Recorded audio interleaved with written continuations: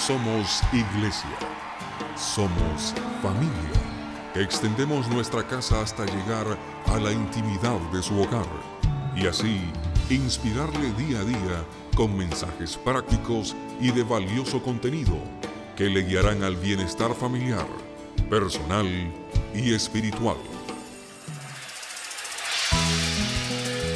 El Centro Cristiano Internacional presenta La Iglesia en el Hogar.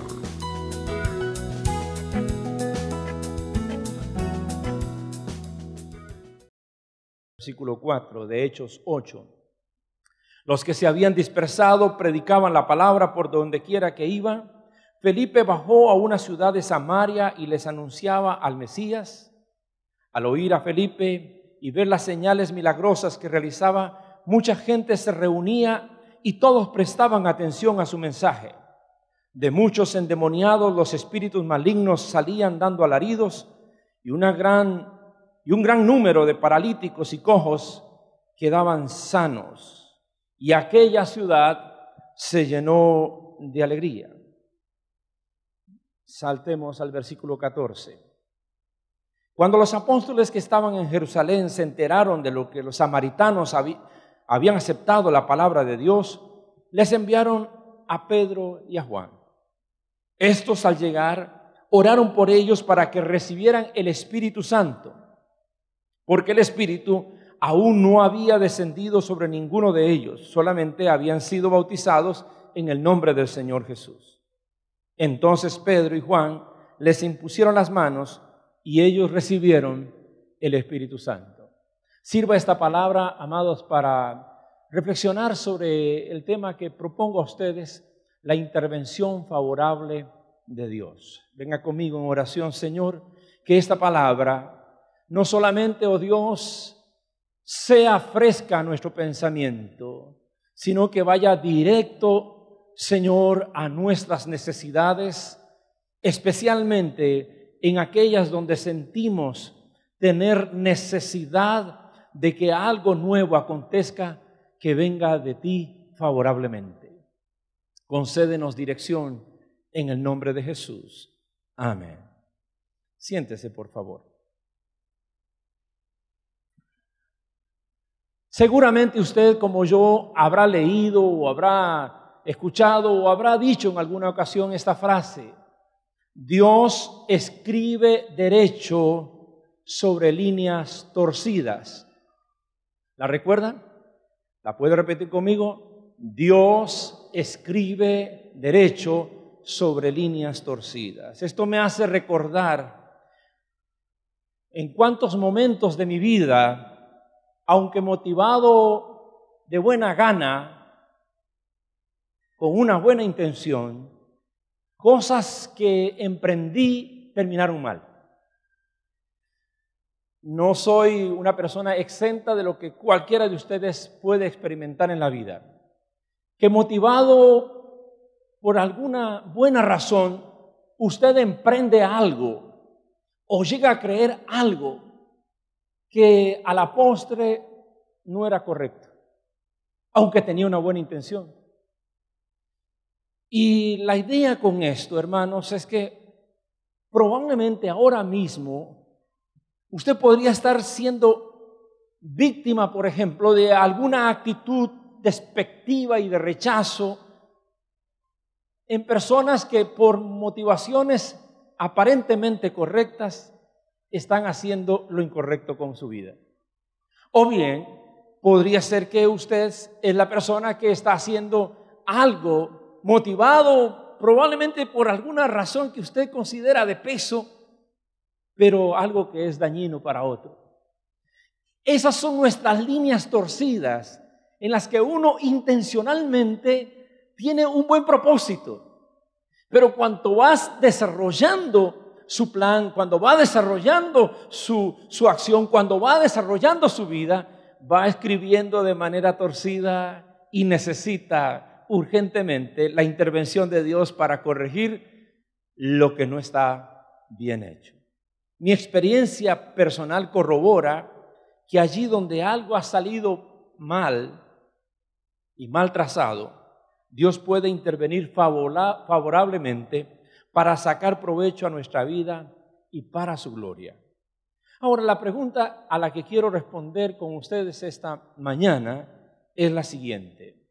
¿En qué situaciones de nuestra vida podemos confiar que el Señor interviene favorablemente para corregir lo que de buena intención hacemos mal?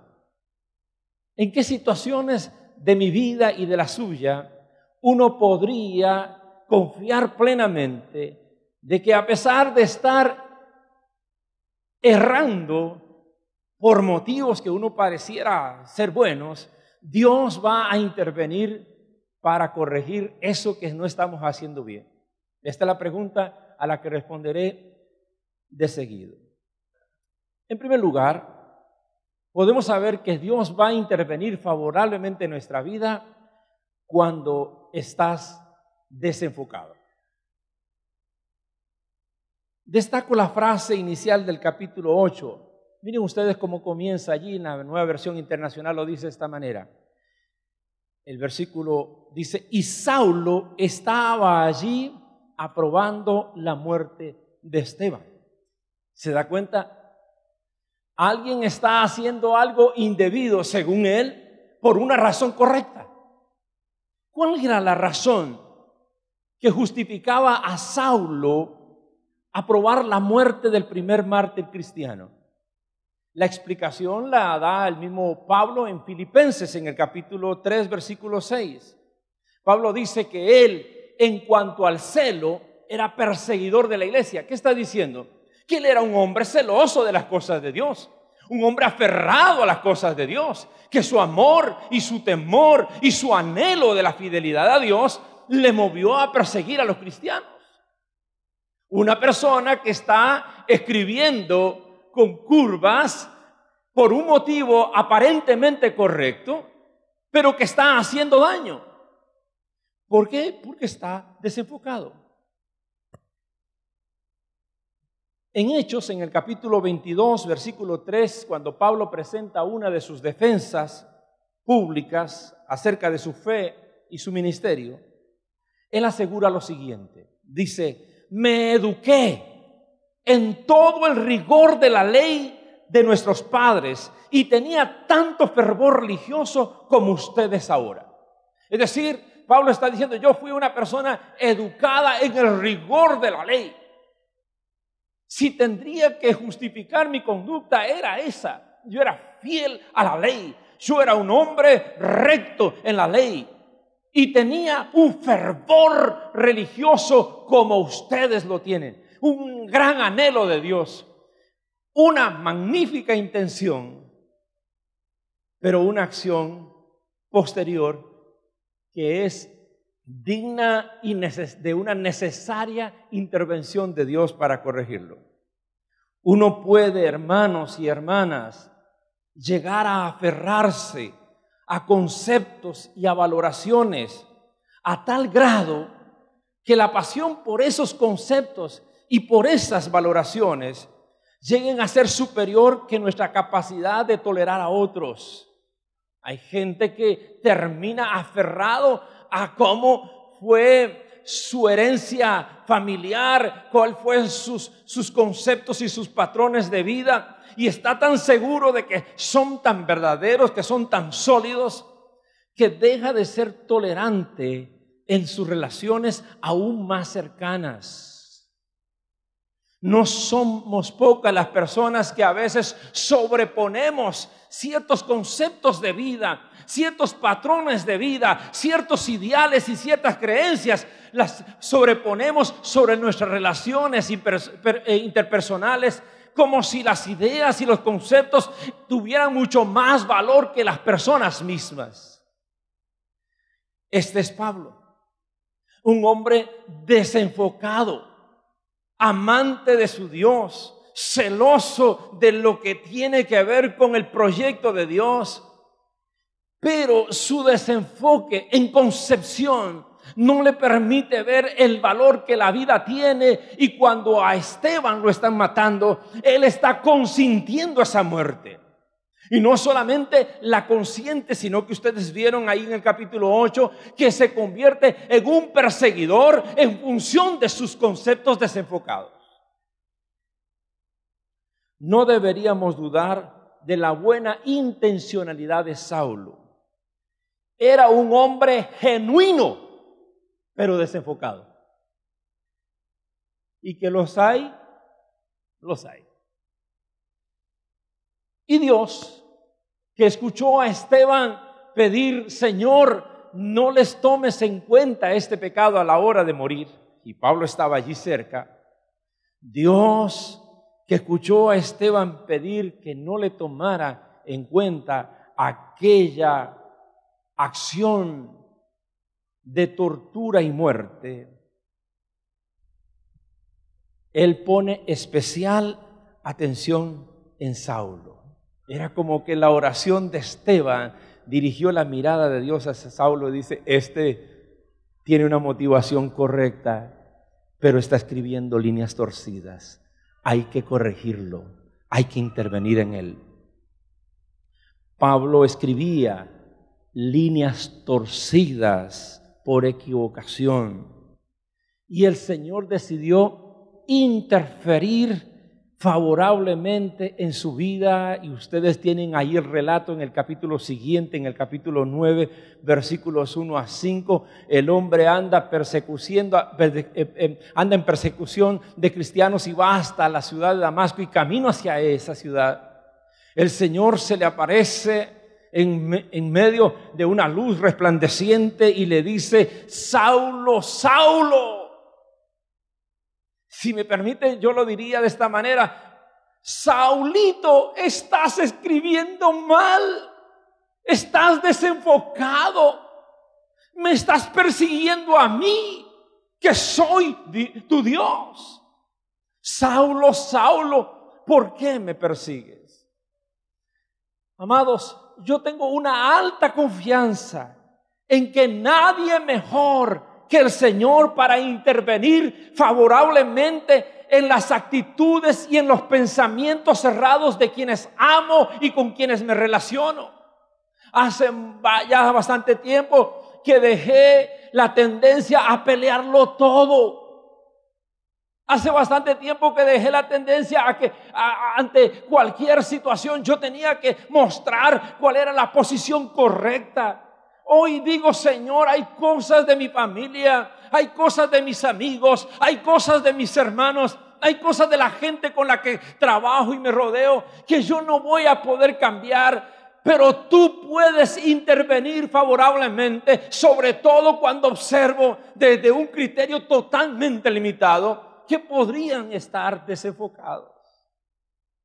Prefiero dejarle a Dios para que sea Él quien en su propia forma de hacer las cosas intervenga y transforme y retoque y remodele y redirija aquello que no está siendo bien enfocado en la vida de otros. Y por supuesto, amados, siempre estoy orando y diciendo, Señor, en lo posible, corrígeme. Y yo quisiera, Señor, que tu corrección no me doliera, pero si me va a doler, pues que venga, Señor, con tal de que yo no sea una persona desenfocada en lo tuyo, sino acertado en lo tuyo.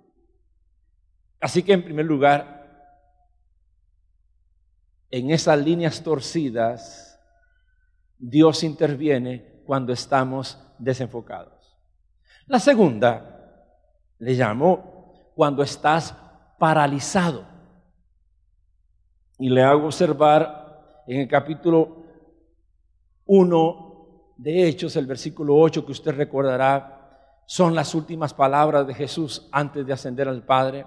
Está con sus seguidores, con sus discípulos, con los apóstoles y les dice, mire, van a recibir al Espíritu Santo y cuando lo reciban, ustedes van a recibir un poder que les hará capaces de ser mis testigos.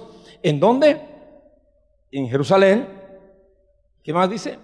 En Judea, en Samaria y hasta lo último de la tierra, dice la Reina Valera.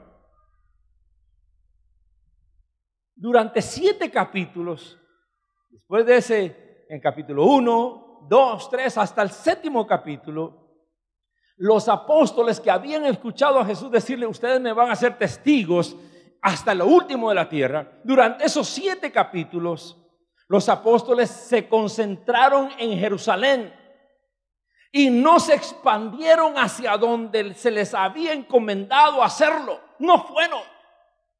Se refugiaron en la ciudad, se quedaron allí, se paralizaron allí. Esa no fue la idea con que Jesús les encomendó el Espíritu Santo.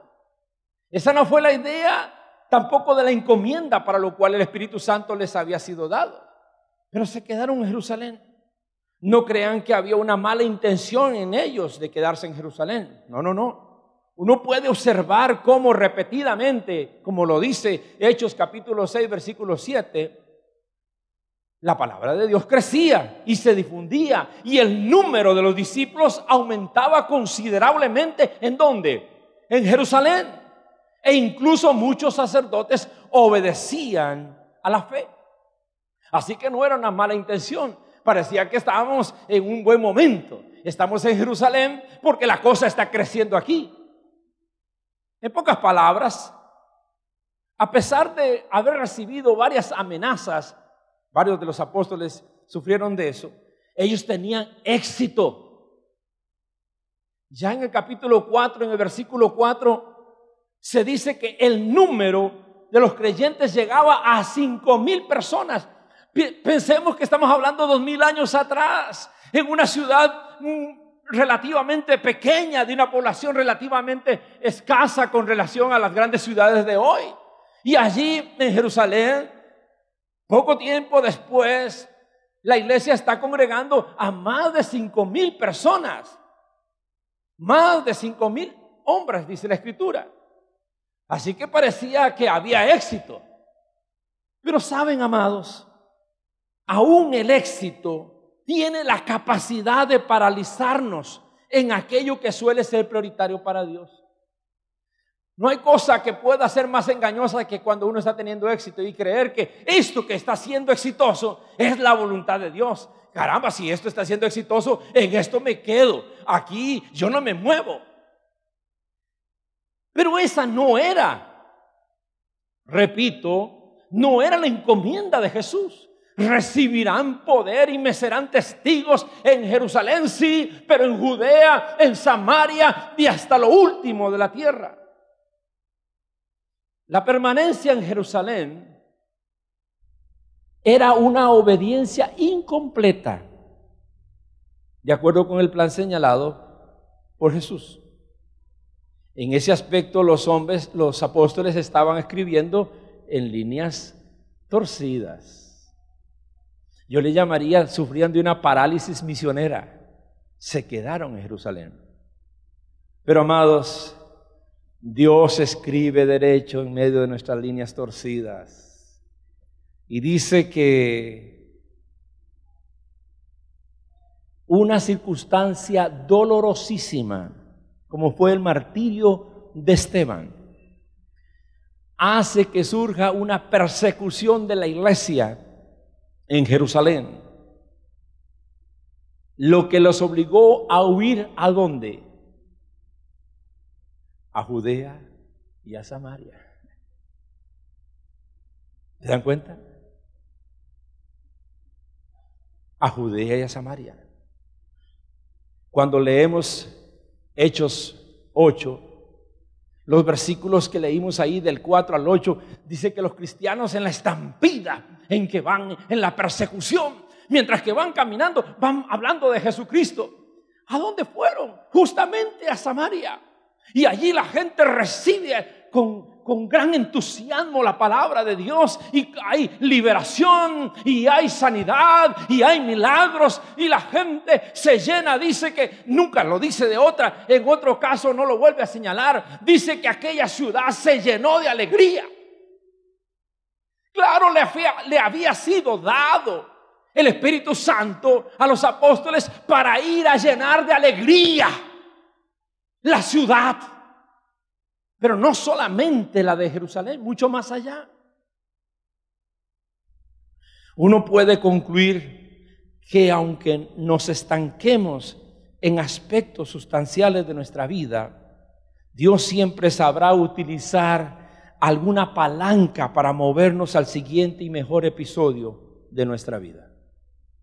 Porque a veces nos paralizamos y creemos que lo estamos haciendo bien. No, yo de aquí no me muevo, yo estoy en este proyecto teniendo éxito. Yo de aquí no me muevo, yo ya tengo un grupo de amigos, yo tengo un grupo de gente que me acompaña. Yo de aquí no me muevo. Para mí la vida ha sido cómoda hasta aquí, ¿para qué me voy a exponer? Pero Dios, en medio de nuestras líneas torcidas, interfiere favorablemente para corregir aquello y sacarle provecho mucho mejor a nuestras circunstancias. Y vamos al tercero y último aspecto. ¿Cuándo es que el Señor interviene favorablemente en nuestra vida? Cuando estás prejuiciado. Le solicito observar los versículos 14 al 17. Dice que los apóstoles se quedaron en Jerusalén y cuando escucharon acerca de lo que acontecía en Samaria, decidieron enviar a Juan y a Pedro, o a Pedro y a Juan, para que fueran a ver qué es lo que acontecía. Y aquellos llegaron y se dieron cuenta que había una gran cantidad de creyentes, todos bautizados en agua, pero no habían recibido el Espíritu Santo. Así que les impusieron mano para que recibieran el Espíritu Santo y lo recibieron. Así que si la alegría ya era grande, imagínense ustedes cuando el Espíritu Santo de Dios desciende sobre la vida de cada persona en aquella ciudad. Los apóstoles seguían aferrados a Jerusalén. Conocen los acontecimientos en Samaria y envían al dúo dinámico, porque si hay un dúo dinámico en el cuerpo de los apóstoles, ese es Pedro y Juan, al dúo dinámico. ¿Qué comenzó a suceder en aquellos lugares? Fíjese que comenzó a suceder lo que ya en Mateo el capítulo 3 versículo 11 se habla, cuando proféticamente Juan el Bautista dice: viene uno después de mí, él los bautizará con Espíritu Santo y ¿qué dijo? Fuego. Con Espíritu Santo y fuego. Con Espíritu Santo y fuego. Solo puedo imaginar, hermanos, lo que estaba sucediendo. Juan y Pedro llegan y comienzan a poner manos y aquella gente comienza a recibir el Espíritu de Dios en su vida. Y eso me lleva a imaginar por un momento los pensamientos que Juan especialmente podría tener. Los pensamientos y las emociones internas que se debatían en la mente y en el corazón del apóstol Juan. Porque Juan tendría que recordar que no hace mucho tiempo atrás había estado en esas comunidades, había estado en ese pueblo. Y ahí en el capítulo 9 de Lucas se narra cuando Juan, yendo hacia Jerusalén, justamente de donde viene ahora, cuando Juan, yendo hacia Jerusalén, pasa por uno de los pueblos y dice la Escritura, como se acercaba el tiempo de que fuera llevado al cielo, está hablando de Jesús, Jesús se hizo el firme propósito de ir a Jerusalén. Envió por delante mensajeros que entraron en un pueblo samaritano para prepararle alojamiento. Pero allí la gente no quiso recibirlo porque se dirigía a Jerusalén. Se dirigía a Jerusalén y pasó ¿por dónde? Por un pueblo samaritano. Cuando los discípulos Jacob y ¿quién? Juan vieron esto, le preguntaron: Señor, ¿quieres que hagamos caer fuego del cielo para que los destruya? Señor, ¿quieres que hagamos caer fuego para que queme este pueblo? Para que queme esta ciudad.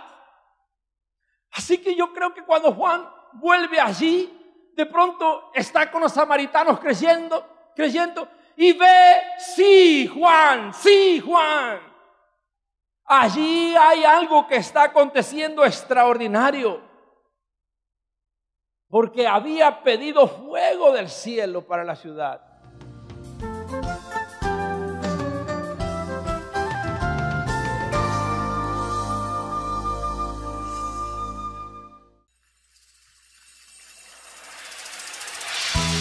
El Centro Cristiano Internacional presentó La Iglesia en el Hogar, tomado de una de nuestras celebraciones de fin de semana. Confiamos que este programa haya sido de bendición y edificación para su vida. Le esperamos en nuestra próxima emisión.